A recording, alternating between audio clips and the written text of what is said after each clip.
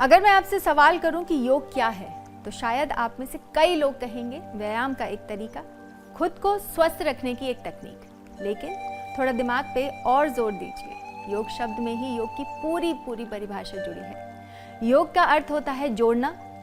योग जोड़ता है तन को मन के साथ, आत्मा को परमात्मा के साथ। योग जोड़ता है स्वयं को स्वयं के साथ। पूरी दुनिया 10वें अंतर्राष्ट्रीय योग दिवस का जश्न मना रही है। ऐसे में हम भी आपके लिए लेकर आए हैं योग से जुड़ी कई ऐसी दिलचस्प और रोचक जानकारी जो आपके जीवन के बदलाव में बहुत काम आएंगी। योग सिर्फ व्यायाम नहीं, योग तो एक गहन विज्ञान है। मनुष्य के मन और आत्मा की अनंत क्षमता को उन्नत करने वाला गहन विज्ञान। यही वजह है कि दुनिया के बड़े बड़े डॉक्टर्स से लेकर साइंटिस्ट भी योग के आगे नतमस्तक हैं। योग कितने काम की चीज है, किन किन बीमारियों में कौन से आसन आपके काम आएंगे और कैसे आप घर और दफ्तर में काम के दौरान योग कर सकते हैं, सब बताएंगे। उससे पहले आपको योग के इतिहास के बारे में बताते हैं। योग शब्द की उत्पत्ति संस्कृत धातु युज से हुई है, जिसका अर्थ है जोड़ना या एकजुट होना। ऐसा माना जाता है कि योग विज्ञान की उत्पत्ति हजारों साल पहले हुई थी। योग का अभ्यास सभ्यता की शुरुआत से ही शुरू हो गया था। योग विद्या में शिव को पहले योगी या आदि योगी और पहले गुरु या आदि गुरु के रूप में देखा जाता है।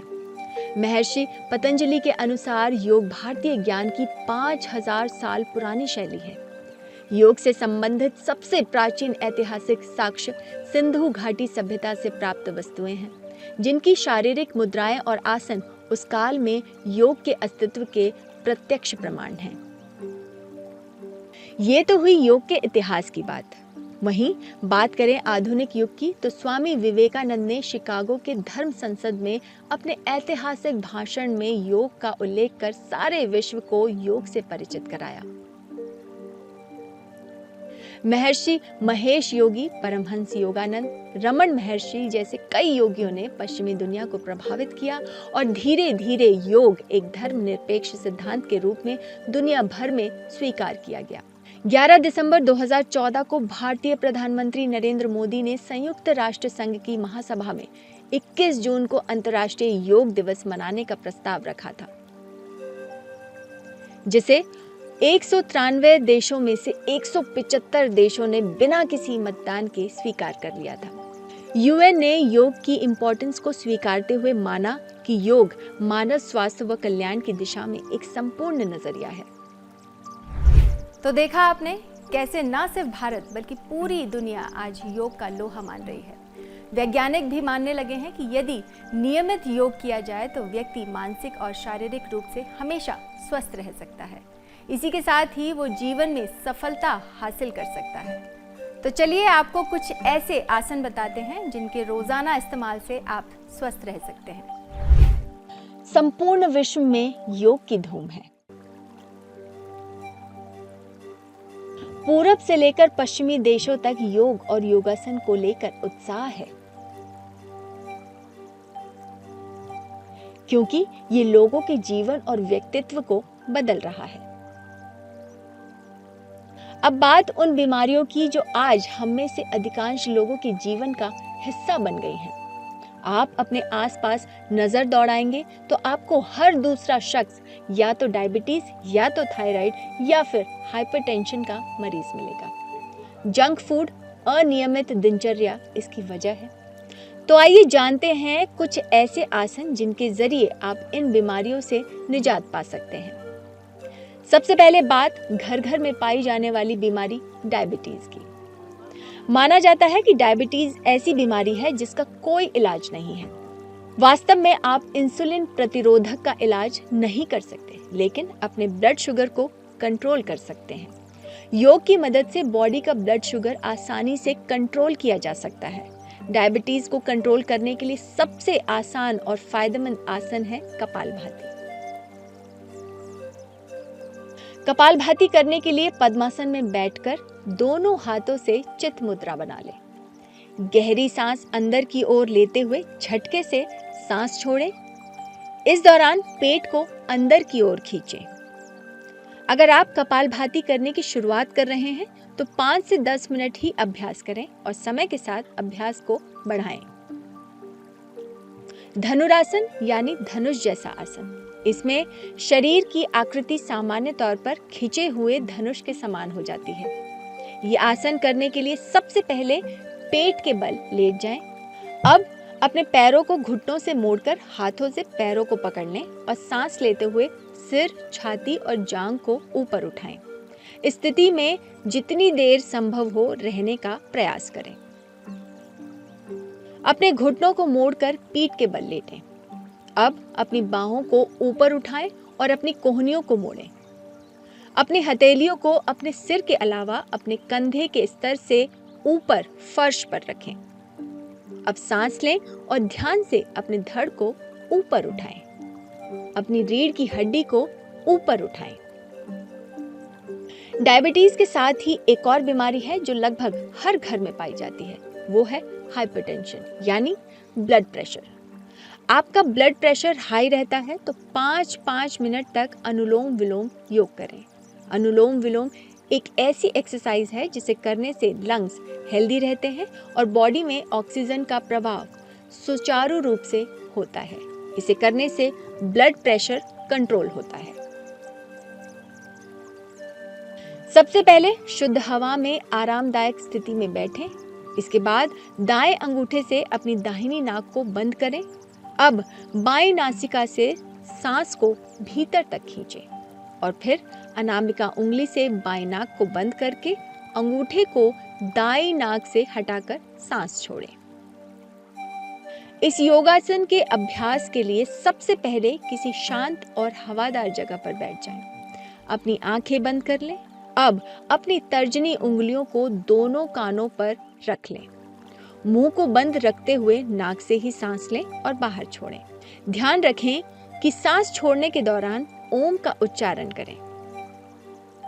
इसके अलावा सूर्य नमस्कार और कपालभाति भी ब्लड प्रेशर की समस्या में काफी कारगर साबित होते हैं। अब बात मोटापे की। WHO के अनुसार दुनिया भर में 1 अरब से अधिक लोग मोटापे से पीड़ित हैं। मोटापा खुद में तो एक बीमारी है ही, साथ ही कई अन्य बीमारियों की जड़ भी है। मोटापे से बचने के लिए आपको सूर्य नमस्कार, वीरभद्रासन, भुजंगासन, धनुरासन, त्रिकोणासन, लगभग हर मर्ज की दवा है योग। योग की सबसे खास बात यह है कि इसका एक एक आसन आपके शरीर की कई समस्याओं पर एक साथ काम करता है। इसलिए महज एक आसन से आपको कई तरह के हेल्थ बेनिफिट मिलेंगे। ये तो हुई आसन की बात। अब आप में से ज़्यादातर की समस्या होगी कि हमारे पास इतना समय नहीं होता कि हम योग कर सकें, तो परेशान मत होइए। हमारे अगले सेगमेंट में हम आपके लिए लाए हैं कुछ ऐसे आसन जिन्हें आप घर या दफ्तर में काम के दौरान भी कर सकते हैं। लगातार 9 से 10 घंटे तक ऑफिस में काम करने की वजह से मन और शरीर दोनों पर प्रभाव पड़ता है। ऑफिस में बैठे बैठे सिरदर्द, थकान और स्ट्रेस से छुटकारा पाने के लिए आप योग का सहारा ले सकते हैं। ऑफिस में जो आसन आप आसानी से कर सकते हैं उनमें से एक है स्ट्रेचिंग। सबसे पहले अपने हाथों को ऊपर की तरफ उठाएं। अब अपने दोनों हाथों को सिर के ऊपर लाएं। दोनों हाथों को सिर के ऊपर क्रॉस करके रखें। अब अपने शरीर को कमर के ऊपर से ऊपर की तरफ खींचें और हाथों पर जोर दें। सांस को पेट में खींचते हुए हाथों और शरीर के ऊपरी भाग को स्ट्रेच करें। 3 से 4 बार ऐसा करने से आपको आराम मिलेगा।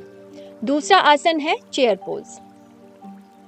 चेयर पोज या उत्कटासन का अभ्यास करने के लिए कुर्सी से खड़े हो जाएं। अब अपने दोनों पैरों के बीच थोड़ा सा फासला बना लें। अपने दोनों हाथों को सामने की तरफ ले जाएं और सीधा रखें।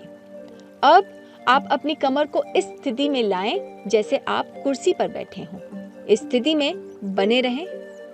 कुछ देर इस स्थिति में बने रहने के बाद सामान्य पोज में आ जाएं। नेक रोल का अभ्यास करने के लिए आप कुर्सी पर सीधे बैठ जाएं। अब आप सबसे पहले आराम से अपनी गर्दन को दाहिने तरफ घुमाएं। दाहिने तरफ ले जाने के बाद अब इसे बीच में लाएं। अब अपनी गर्दन को बाएं तरफ ले आएं। ये प्रक्रिया आप ऊपर, नीचे और अगल बगल कर सकते हैं। ये वो चंद पोज हैं जिनके जरिए आप दफ्तर में भी काम के दौरान चंद मिनट का ब्रेक लेकर एक्सरसाइज कर सकते हैं। तो देखा आपने, अगर समय की दिक्कत है तो उसके लिए भी हमारे पास सलूशन है। योग की बढ़ती डिमांड के कारण अब ये प्रोफेशन के तौर पर भी एक अच्छा विकल्प बनता जा रहा है। तो अगर आप भी योग को बतौर करियर अपनाना चाहते हैं तो ये एक अच्छा ऑप्शन है। तो चलिए आपको बताते हैं भारत के वो बड़े संस्थान जो योग की ट्रेनिंग देते हैं।